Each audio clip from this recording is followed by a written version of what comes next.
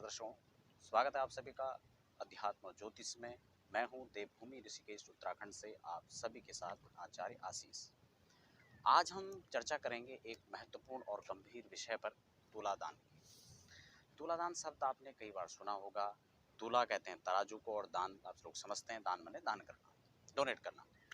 लेकिन क्या तुला को दान करते हैं या फिर तुला दान कोई एक प्रोसेस है, ये समझ में नहीं आता है। तो अब हम लोग इसी पर चर्चा करेंगे विस्तार से। लेकिन इससे पहले मैं आपको कहना चाहूँगा, मैं नहीं कहूँगा आप वीडियो को लाइक करें, चैनल को सब्सक्राइब करें, वो आपकी मर्जी है। आपको अच्छा लगेगा तो निश्चित रूप से करेंगे, लेकिन हाँ, मैं आपको ये जरूर कहूँगा कि ये महत्वपूर्ण ज्ञानवर्धक वीडियोस आप आगे शेयर जरूर करें ताकि लोगों को इसके बारे में पता चल सके। करते हैं चर्चा शुरू। तुलादान। सबसे पहले हम ये समझें कि तुलादान का मतलब तराजू दान है या फिर तराजू से दान है। इसको धैर्य से समझें, वीडियो को स्किप ना करें, पूरा देखें ताकि आपको बात समझ में आने वाली है। इसमें होता क्या है, हम लोग जो तुलादान होता है इसको किन परिस्थितियों में करते हैं, सबसे पहले तो हम इस पर चर्चा करेंगे। आपने देखा होगा कई बार हेल्थ इश्यूज आते हैं सामने, और ऐसे में स्वास्थ्य खराब होने पर हम लोग बहुत सारी दवाइयाँ करते हैं, डॉक्टरों के पास जाते हैं, लेकिन आफ्टर देन तब भी हमें लगता है कि उनसे हमारा समाधान नहीं हो पा रहा है। और ऐसी स्थिति में हम क्या करें, हम दर दर जाते हैं, बहुत सारी ज्योतिषियों का सहारा लेते हैं, लेकिन फिर भी समाधान नहीं मिल पाता। कई लोग आपको अलग अलग प्रकार की सलाह बताएंगे, कोई रत्न धारण की बात करेगा, लेकिन मैं आपको कहूँगा कि सबसे पहले तो आप अपनी जन्म कुंडली का एनालिसिस कराएं, उसको आप विवेचन करा सकते हैं। और अगर आपको फिर भी यहाँ तक आप नहीं पहुँच पा रहे हैं तो सबसे पहले आप तुलादान का भी आप लोग जो प्रयोग है उसका आप उपयोग कर सकते हैं। तुलादान कैसे करना है, मैं तुलादान की आपको विधि समझाऊं इससे पहले मैं बीच में थोड़ा सा एक चर्चा और करना चाहूँगा। कई लोग कहते हैं कि हमें तुलादान बताया गया था और हमने कर भी लिया है, लेकिन रिजल्ट नहीं मिला। और यही सबसे बड़ी बात है कि यदि आपने किया है और उसको आपको संपूर्ण लाभ नहीं मिला, तो हमें कहीं ना कहीं ये देखना होगा कि उसका हमें जो फल नहीं मिल पाया क्यों नहीं मिल पाया। उसमें दो बातें हो सकती हैं। एक तो ये हो सकता है कि तुलादान का जो तरीका था, जो प्रोसेस था, वो आपने सही से फॉलो नहीं किया। दूसरा ये हो सकता है कि जो करवाने वाले इसमें जो हैं आपके साथ में थे, उन्होंने इसको सही तरीके से नहीं करवाया। और उसमें जो सामग्रियां थी खासकर, क्योंकि इसमें इसका भी रोल होने वाला है, मैं आपको वो विस्तार समझाऊंगा। इसमें दो बातें, सबसे पहले तो इसका विधान, कि इसमें किन किन चीज़ों का हम दान करेंगे, वो भी मैं आपको बताने वाला हूँ। और दूसरा, ये कैसे किया जाए। तो मैं पहले बिंदु पर आऊँगा कि इसको कैसे करें। कैसे करें, इसके लिए सबसे पहले आपको किसी वैदिक आचार्य का सहारा लेना पड़ेगा, एक ऐसे ब्राह्मण का। कई लोग कहते हैं कि हम एस्ट्रोलॉजर हैं, हम ज्योतिषी हैं और हम ही आपका तुलादान भी करा देते हैं, जबकि उनका दूर दूर से कहीं भी कोई नाता कर्मकांड से नहीं होता है।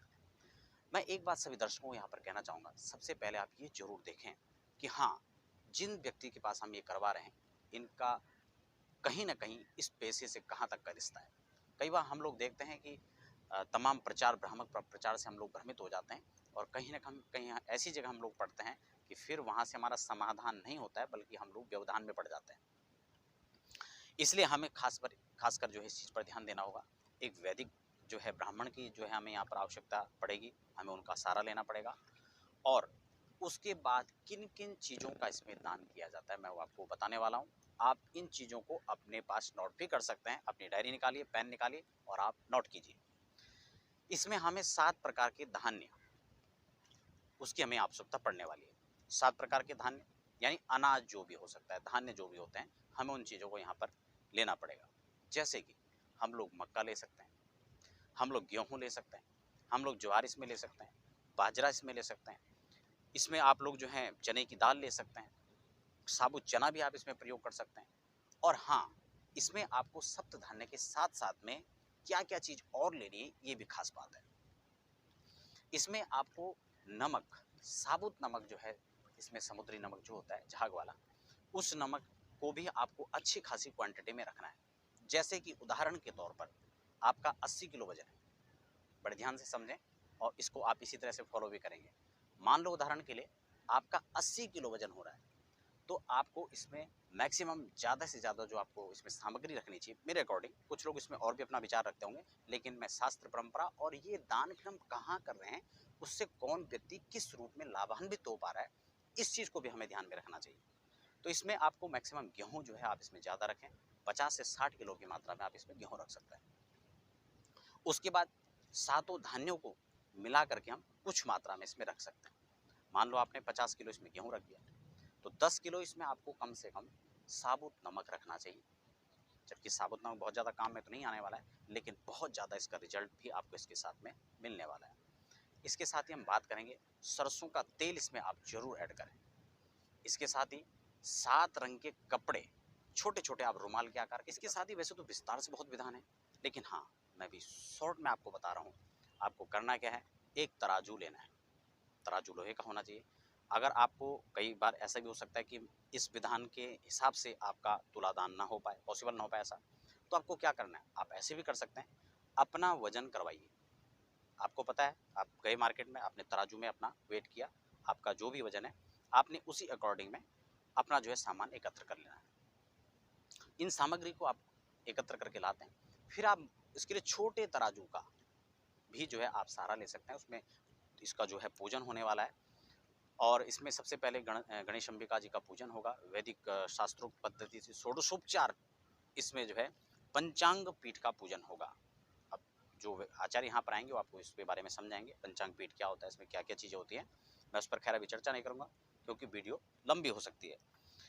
और हाँ, इसके बारे में विस्तार से आप जानना चाहते हैं तो आप संस्थान की इन नंबरों पर भी संपर्क कर सकते हैं और जानकारी को बेहतर आप लोग प्राप्त कर सकते हैं।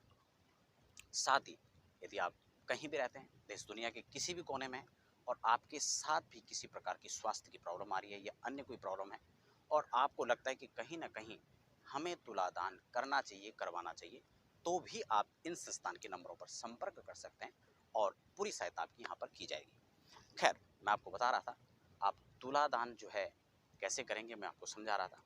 तुला का इसमें पूजन होता है, यम मूर्ति का इसमें पूजन होता है, और इसी के साथ में हम लोग पूजन करने के पश्चात उस व्यक्ति का जिसका हमें तोलन करना है, अगर तराजू तो बहुत ही बेहतरीन है, विधान तो यही है इसमें, लेकिन देश काल परिस्थिति में कहीं कहीं ऐसा संभव ना हो तो ऑप्शनली हम इस नियम को भी यहाँ पर प्रयोग में ले सकते हैं। और तब हमें पूजन के पश्चात हमें ये तुलादान करना है।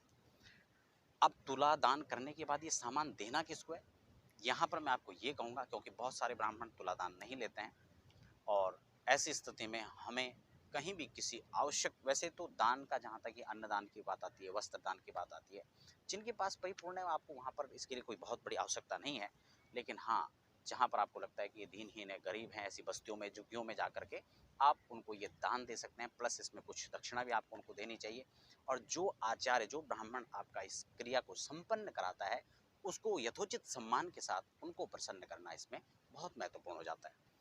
तो दर्शकों, ये थी आज की बहुत ही ज्ञानवर्धक चर्चा। मैं आपको जरूर पुनः एक बार कहूँगा, फिर से आप लोग वीडियो को लाइक करें ना करें आपकी मर्जी है, आपको अच्छा लगता है तो निश्चित रूप से करें। चैनल को सब्सक्राइब करना आपके हाथों पर है, आप करें ना करें कोई बात नहीं है, आपको अच्छा लगता है तो निश्चित रूप से करें। लेकिन हाँ, वीडियो को शेयर करना आप बिल्कुल नहीं भूलेंगे, क्योंकि इससे आपका ही नहीं, बहुत सारे लोगों का हित होने वाला है।